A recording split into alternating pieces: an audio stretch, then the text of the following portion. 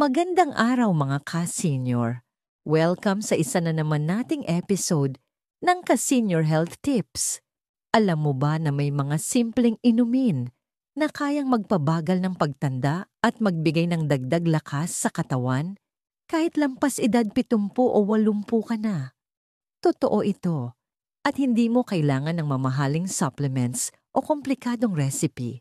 Minsan, nasa kusina mo na pala ang kailangan mo. Hindi mo lang nagagamit ng tama.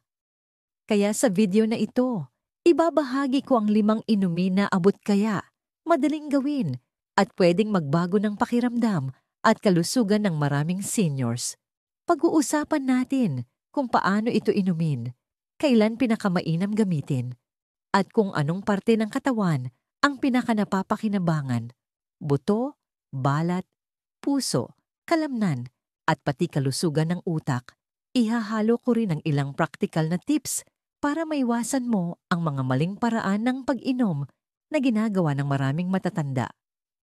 Inumin numero 1, warm lemon water. Ka-senior, ito ang pinakamadaling simulan. Uminom ng maligamgam na tubig na may isang slice ng lemon pagkagising. Nakakatulong ito sa digestion, pampaluwag ng tiyan, at pampaganda ng balat dahil mataas sa vitamin C. Marami ring seniors ang nagsasabing mas magaan ang pakiramdam nila buong araw kapag sinimulan nila ito sa umaga. Pero tandaan, kung may hyperacidity ka, bawasan mo ang lemon at gawin lang every other day. Inumin mo po 2, ginger tea o salabat. Kung madalas sumasakit ang tuhod, likod o kasukasuan, malaking tulong ang luya. Ito ay natural anti-inflammatory. Nakababawas ng pamamaga sa loob ng katawan na siyang nagdudulot ng sakit at paninigas. Pwede mo itong inumin sa umaga o gabi. Mas lalo itong nakakatulong kung malamig ang panahon o pagod ang katawan. At kung may sore throat ka, mas mabilis kang giginhawa. Inumin Ceres 3, turmeric tea. Isang kutsaritang turmeric powder sa mainit na tubig, haluan ng kaunting honey kung kailangan. Sikat ito bilang anti-aging drink dahil tinutulungan nitong bawasan ng oxidative stress na siyang nagpapabilis ng pagtanda ng cells. Nakakatulong din ito sa puso at joints. Pero mahalagang paalala, kung may problema ka sa atay o gallbladder, magtanong muna sa doktor bago ito isama sa araw-araw. Inumin numero 4, oat milk o almond milk. Maraming seniors ang hindi nahiyang sa gatas dahil nagdudulot ito ng kabag o pagtatae. Kung isa ka doon, subukan mo ang oat milk o almond milk. Malambot sa tiyan, may natural calcium at healthy fats at nakakatulong palakasin ang buto at kalamnan. Pwede mo itong inumin bilang merienda o gawing kapalit ng creamers sa kape.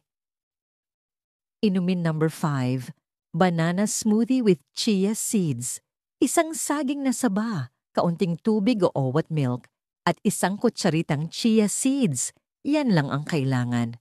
Ang chia seeds ay may omega-3, fiber, at nutrients na nagpapaganda ng circulation at tumutulong i-stabilize ang blood sugar. Perfect ito kapag gusto mong may energy pero ayaw mong kumain ng mabigat. Ka-senior, hindi mo kailangan maging bata ulit para gumanda ang pakiramdam mo. Kailangan mo lang ng tamang routine, tamang inumin, at tamang pag-aalaga. Ang 5 inumin na ito ay simpleng paraan para maibalik ang sigla, ma-relax ang katawan, at mapabagal ang pagtanda ng cells. Hindi kailangang mahal, hindi kailangang komplikado, basta consistent. Paalala, ka-senior, magkaiba ang kalusugan natin kung may diabetes, high blood, kidney issues, o maintenance na iniinom. Magpatingin muna sa doktor bago magdagdag ng bagong inumin. Mas mabuti pa rin ang gabay ng professional. Ka-senior, maraming salamat sa pagsama sa akin ngayon. Sana ay nakatulong ang video na ito para mas gumaan ang katawan mo at mas sumarap ang bawat araw. Huwag kalimutang i-like ang video, mag-comment at mag-subscribe para sa mas marami pang ka-senior health tips. Hanggang sa muli mga ka-senior, ingat po tayo lagi at God bless.